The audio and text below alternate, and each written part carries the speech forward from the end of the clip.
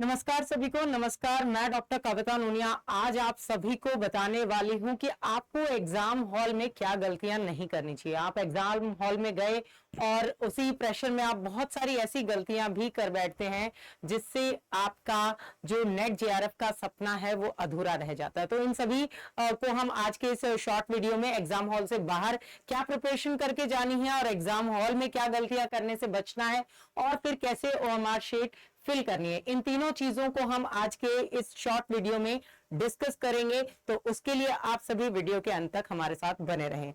तो सबसे पहले अगर हम बात करें कि आप सब जब एग्जाम हॉल में या पेपर देने की आप प्रिपरेशन कर रहे हैं तो आपको पहले क्या प्रिपरेशन करनी चाहिए। ठीक है, तो सबसे पहले अपना आपका जैसे ही एडमिट कार्ड आ जाए आप अपना एडमिट कार्ड रेडी रखें। दूसरी बात जो उसके अंतर्गत आपको वेरी इंपॉर्टेंटली ध्यान रखें, आपकी जो फोटोज हैं, आप 2 फोटोज आप अपनी रेडी रखिएगा, जो आपकी एक पेस्ट होती है और एक आप लेकर के भी जाते हैं, वेरी इंपॉर्टेंटली। तीसरी चीज, आप क्योंकि ओएमआर शीट है, ठीक है, पहले तो आपका क्या था कि भाई ऑनलाइन था, तो अब ऑनलाइन से ऑफलाइन हो रहा है। तो ऑनलाइन में तो अगर पेन आप नहीं दिया वहां पर आपको मिल जाता था, पेपर पेन वहां पे सॉल्व कर रहे थे, लेकिन अब यहाँ पर आपको ओएमआर शीट फिल करनी है तो उसके लिए आपको ब्लू और ब्लैक 2 ही कलर, और वेरी इंपॉर्टेंटली आप बॉल पेन का ही चुनाव करेंगे। ठीक है, बॉल पेन ही होना चाहिए ओएमआर शीट फिल करने के लिए। तो ब्लैक या ब्लू कलर का, नीला या काला जो रंग है उस रंग के बॉल पेन जो है आपको रखने हैं, जेल पेन यूज नहीं करना है। ठीक है, तो ब्लू और आपका ब्लैक 2 नीले पेन आपने रख लिए, नीला और काला ये पेन रख लिया। ठीक है, जो तीसरा पॉइंट है। चौथी अगर हम बात करें कि एग्जाम हॉल में जाने से पहले ही जो भी ज्वेलरीज अगर आपने पहन रखी हो, स्मार्ट वॉच है, इयररिंग्स है, मंगलसूत्र वगैरह है, चेन वगैरह है, अगर आपने पहन रखी है तो उन सब चीजों को आपको पहले ही अवॉइड कर देना है। ठीक है, ये सब चीजें जो है वहां पर अलाउड नहीं होंगी, फिर आपको लास्ट टाइम में जो है वो आपको परेशानी होगी। एक और चीज की मोस्टली स्टूडेंट्स जैसे ज्योमेट्री बॉक्स वगैरह है या पाउच वगैरह लेकर के जाते हैं, तो कोशिश कीजिए कि अगर आपको पेन वगैरह लेके भी जाने हैं, उसमें कुछ पैसे भी ले जाएं, तो ट्रांसपेरेंट जो पाउच आता है, ट्रांसपेरेंट पाउच का आप इस्तेमाल करें जिससे आपको आगे किसी तरह की परेशानी जो है वो ना हो। ठीक है, तो ये तो हो गई आपकी एग्जाम हॉल से पहले की आधार कार्ड। ठीक है, आधार कार्ड या जो भी आपकी आईडी है, ड्राइविंग लाइसेंस है, आधार कार्ड है, पैन कार्ड है, इनमें से कोई भी फोटो प्रूफ आईडी जो है आपकी होनी चाहिए। ठीक है, जिस पर आपकी फोटो बनी हुई हो, तो वो आईडी उसकी एक फोटोकॉपी अपने पास में जरूर रखें। तो ये चीजें तो हो गई आपकी कि भैया ये चीजें तो आपको जैसे ही एडमिट कार्ड आ जाते हैं तो उनको आपको प्रिपेयर करनी है। अब आप गए, डर लग रहा है, डर लग रहा है, तो डर का भय जो है वो आपको सता रहा है, एग्जाम के डर का जो है। तो आप जब एग्जाम हॉल में जाते हैं और उसी में जब आप स्टार्टिंग में क्या करते हैं भाई, वो परेशानी आपको आती है, तो उसमें आपको क्या क्या चीजें आपको ध्यान रखनी है। जो मुख्य चीजें तो जैसे मैंने आपको बताई हैं, मोस्टली जो इंपॉर्टेंट वाली हैं वो तो आप सभी ध्यान रखेंगे रखेंगे। एग्जाम हॉल से पहले वाली तो आपको ध्यान रखनी है। अब जब आप एग्जाम के हॉल के अंदर आ गए तो अपना जो आपका रोल नंबर है, ठीक है, उस रोल नंबर को चेक करके, क्योंकि कई बार स्टूडेंट्स क्या करते हैं वहां बैठ जाते हैं जो एब्सेंटी का रोल नंबर होता है। ठीक है, अपना रोल नंबर का पीछे का नंबर मिला लिए, आगे वाले नहीं मिलाए, जिससे क्या होगा कि आगे पीछे से इससे आपका जो नंबर है, सीरीज है, वो बिगड़ जाती है। मान लीजिए आपने उस टाइम ध्यान नहीं दिया, इन्विजिलेटर में बाद में ध्यान दिया, तो वो आपको जो सीक्वेंस, जो सीरीज मिलने वाली थी ABCD करके या XYZ, जो भी आपकी सीरीज होती है क्वेश्चन पेपर की, वो सीरीज जो मिलने वाली थी वो गलत हो जाती है।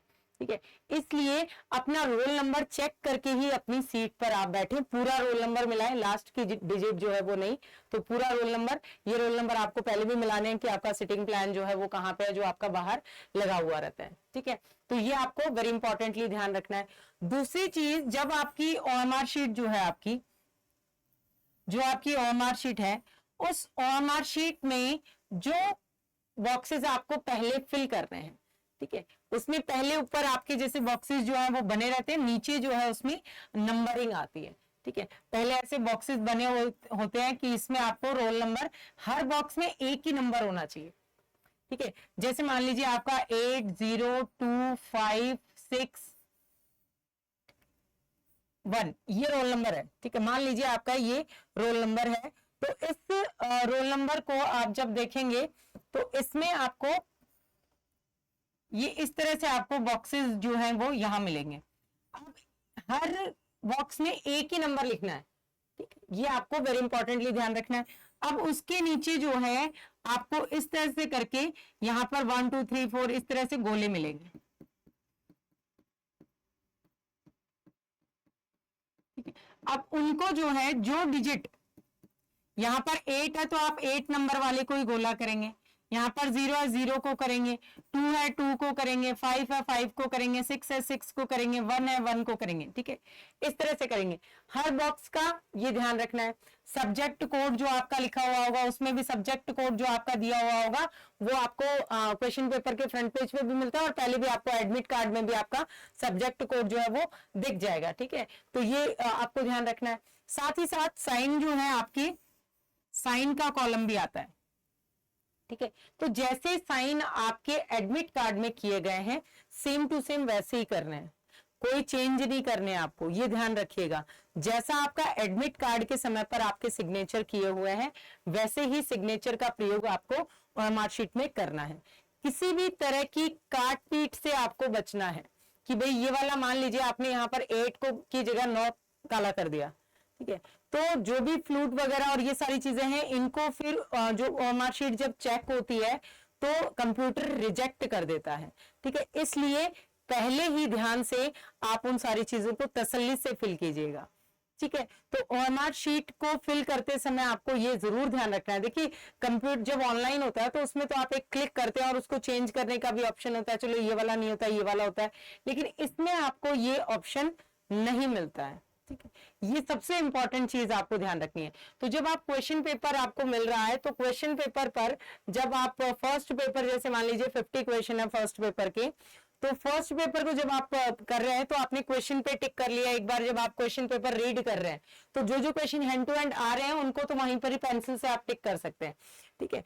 टिक मार्क आप लाइट लगा लीजिए, डॉट लगा लीजिए, जो भी है, ज्यादा नहीं, क्योंकि उसमें आपको ज्यादा ओवर राइटिंग भी क्वेश्चन पेपर पे करना अलाउड नहीं होता है, ठीक है। तो छोटा छोटा ऐसे कि भाई हाँ आपको याद रहे कि इसका मैंने ये आंसर सोचा है, इसका ये सोचा है, इसका ये सोचा है।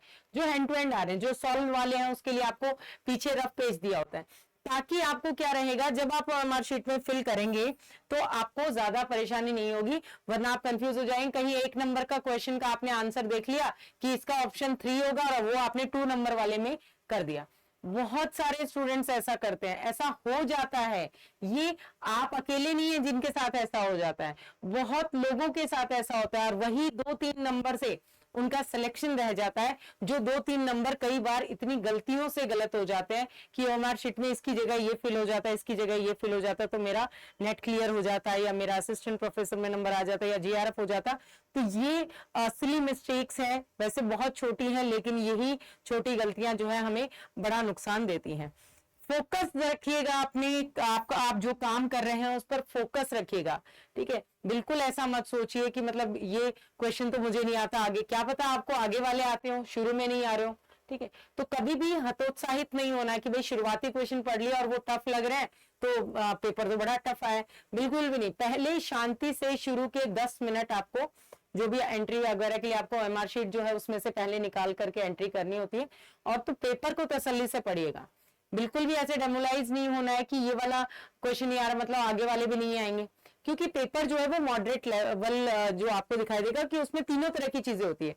सरल क्वेश्चन भी होते हैं, मॉडरेट लेवल के भी होते हैं, टफ भी होते हैं, ठीक है।